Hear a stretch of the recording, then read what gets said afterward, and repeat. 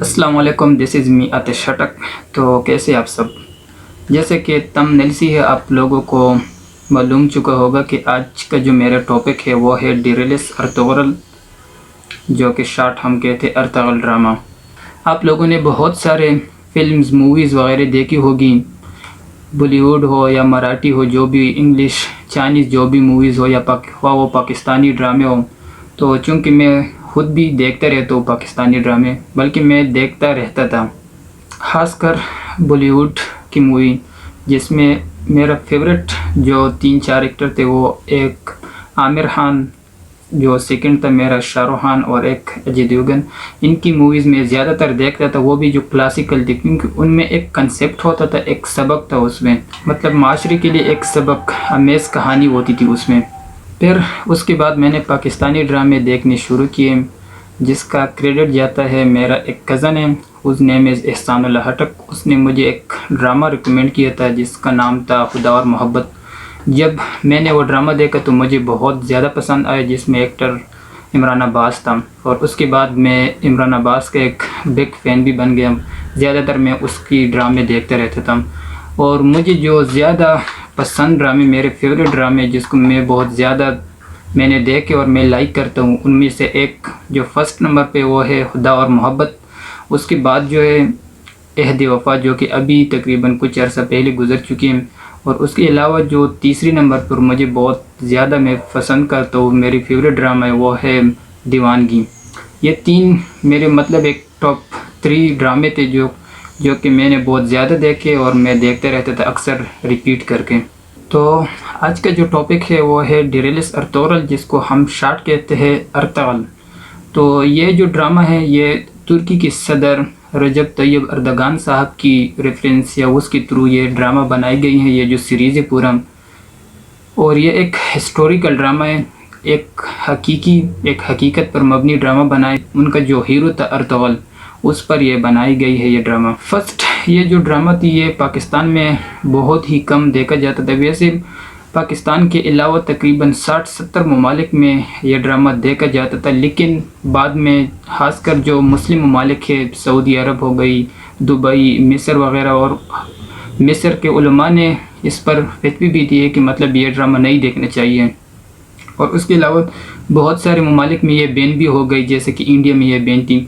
लेकिन इस ड्रामे की पॉपुलैरिटी इतनी ज़्यादा थी कि उसके बावजूद भी लोग इसको अपनी ऑफिशियल वेबसाइट से देखते थे, लेकिन क्योंकि वो लोग उसके आदी हो चुके थे उस ड्रामे को देखने के।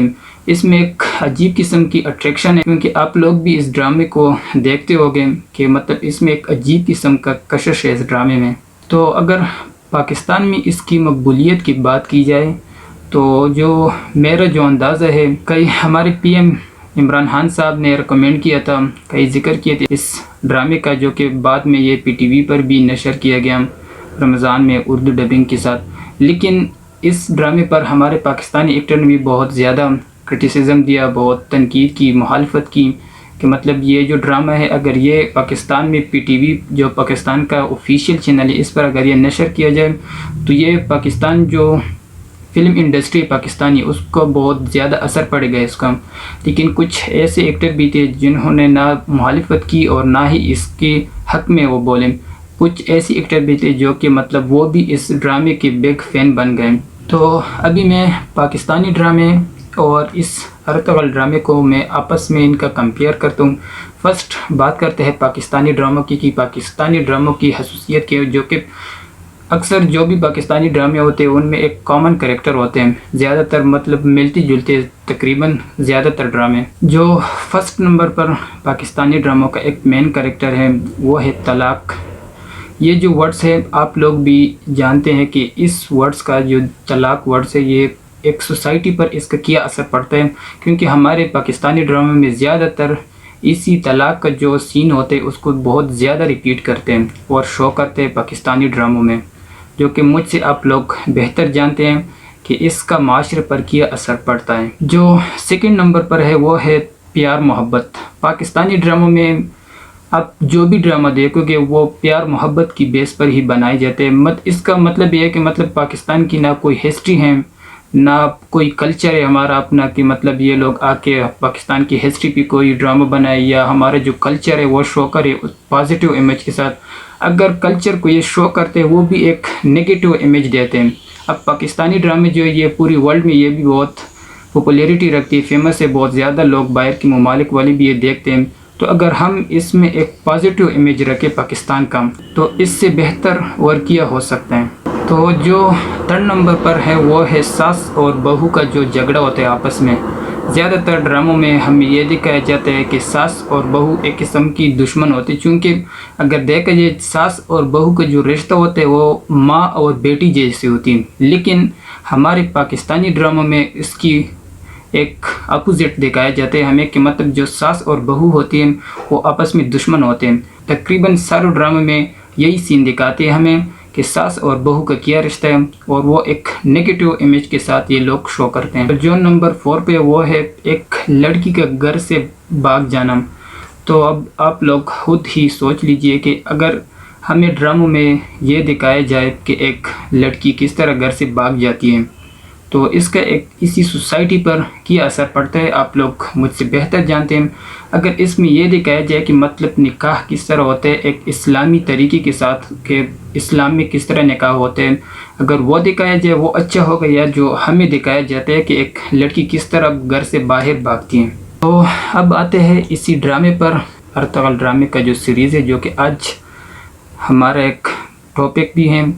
ابھی میں اپنا اوپینین پیش کرتا ہوں اسی ڈرامے پر کہ میرا کیا اوپینین. ویسے ہر بندے کا ایک اپنا اوپینین ہوتا ہے. دیکھا جائے فرسٹ ایپیسوڈ میں جو دکھایا گیا ہے یہ جو ایک قبیلہ ہوتا ہے, ایک چھوٹی سی قبیلہ ہوتی ہے, تقریباً 2000 ہیموں پر مشتمل ایک قبیلہ ہوتی ہے, اور یہ ایک چرواہے ہوتے ہیں جو کہ زیادہ تر جو صلیبی ہوتے ہیں, بزنطینی اور منگول وغیرہ, ان کو تانے دیتے ہیں کہ آپ چرواہے ہو, آپ کچھ نہیں کر سکتے. اور اس کے علاوہ ایک چھوٹا سا قبیلہ ہوتے ہیں باقی جو ترک قبیلوں کی نسبت. لیکن ان میں جو ایک کامن بات ہے, جو کامن بات ہوتی ہے وہ یہ کہ ان کا ایمان جو ہوتے ہیں بہت ہی مضبوط ایمان ہوتے ہیں, وہ اللہ پر ایمان رکھتے ہیں, بھروسہ رکھتے ہیں. تو دوسری قبیلے میں زیادہ تر لوگ اس طرح بھی تھے کہ مطلب اس میں منافق بہت زیادہ ہوتے ہیں. اسی قبیلے میں بھی منافق ہوتے ہیں پہلے جو اس ڈرامے کا فرسٹ سیزن ہے اس میں بھی کچھ ایسے ہوتے ہیں کہ وہ نگیٹیو رول ان کو دیا گیا جیسے کہ کرتوغلوں.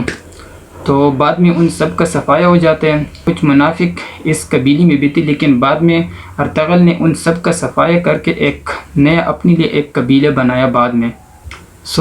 تو اب آتے ہیں اس ڈرامے کی جو ایک خاص خصوصیات ہیں ان پہ میں بات کرنا چاہتا ہوں. ویسے تو یہ پورا ڈرامہ ہی بہت ہی زبردست انداز میں دکھایا گیا ہے, لیکن پھر بھی میں ایک شارٹ سا کنسیپٹ آپ لوگوں کے سامنے رکھتا ہوں. ان کی جو ایک شارٹ خصوصیات ہے تقریباً 5-6 میں بیان کرنا چاہتا ہوں. تو جو فرسٹ مجھے بہت زیادہ پسند آیا وہ ہے کلچر.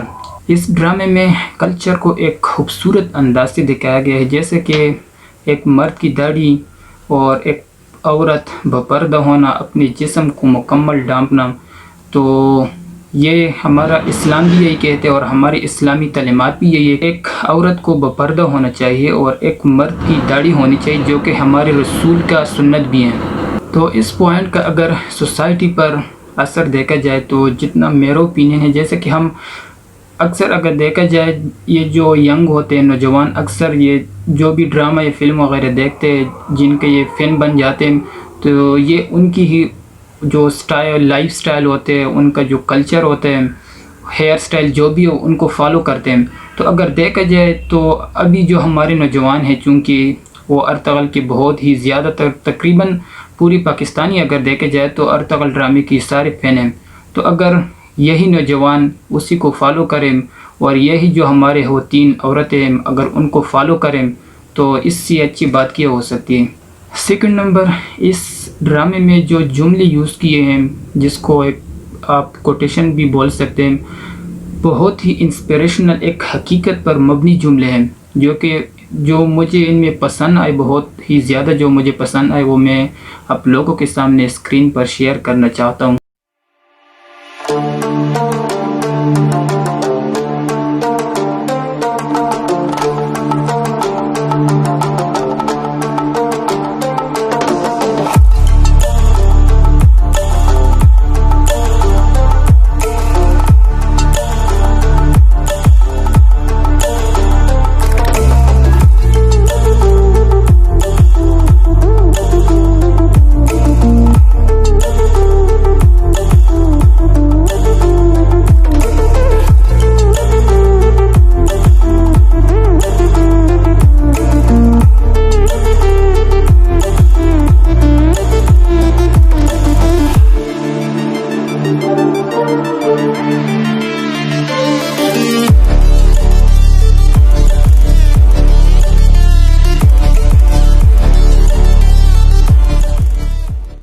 تو اگر ان کوٹیشن کی بات کی جائے، اس کا جو معاشرے پر اثر پڑا وہ یہ ہے کہ زیادہ تر جو ہمارے لوگ، جتنے بھی لوگ یہ سوشل میڈیا وغیرہ یوز کرتے ہیں، تو انہی کوٹیشن کو لوگوں نے فیس بک پر وغیرہ اس طرح باقی سوشل میڈیا پر پوسٹ کرنے لگے یہی کوٹیشن۔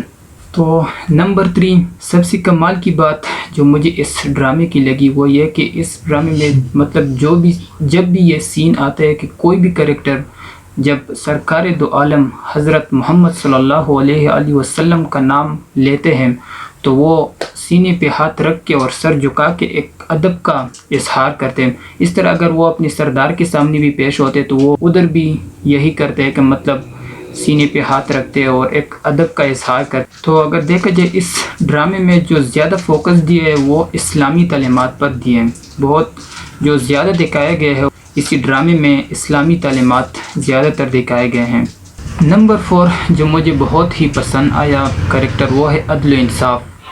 تو اس ڈرامے میں یہ واضح دکھایا گیا ہے کہ اگر آپ کا بھائی بھی کوئی غلطی کرے تو اس کو بھی آپ انصاف کے ترازو میں لاؤ گے۔ ایسا نہیں کہ مطلب اگر کوئی دوسرا ایرا غیرہ کوئی غلطی کرے اس کو آپ انصاف کے ترازو میں لاؤ، لیکن اگر آپ کا کوئی اپنا غلطی کر لے تو اس کو آپ معاف کریں۔ جیسا کہ ارطغرل کا بھائی غلطی کرتے ہیں تو اس کو بھی وہ انصاف کے ترازو میں لاتے ہیں، یا اگر اس کی سپاہی نے کوئی غلطی کی ہو تو اس کے ساتھ بھی وہی معاملہ ہوتا ہے۔ تو جیسا کہ اس ڈرامے کا ایک کوٹیشن بھی ہے کہ میں غدار کو معاف نہیں کروں گا چاہے وہ میرا بھائی ہی کیوں نہ ہو، اور سیکنڈ ایک ہے کہ میں مظلوموں کی حفاظت کروں گا چاہے وہ میرے دشمن ہی کیوں نہ ہو۔ اسی بیس پر جو جیسا کہ ارطغرل نے ایک عیسائی کمانڈر گورنر کو اس نے مسلمانوں سے بچایا تھا، کیوں حالانکہ وہ اس کا ایک بڑا دشمن بھی تھا، تو بعد میں جب وہ مسلمان ہوا تو اس کا نام ڈرامے میں مطلب احمد رکھا گیا۔ تو اگر آپ لوگوں نے یہ ڈرامہ دیکھا ہے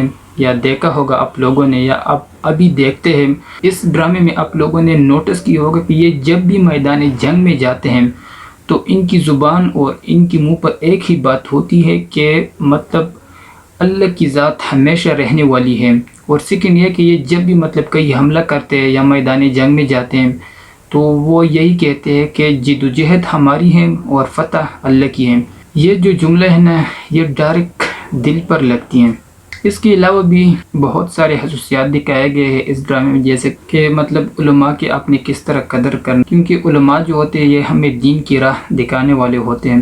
ان کے علاوہ ہمارا اور کوئی نہیں ہوتا کہ وہ مطلب ہمیں دین سکھائے یا ہمیں دین کی جو سچائی کا راستہ ہے وہ ہمیں دکھائیں۔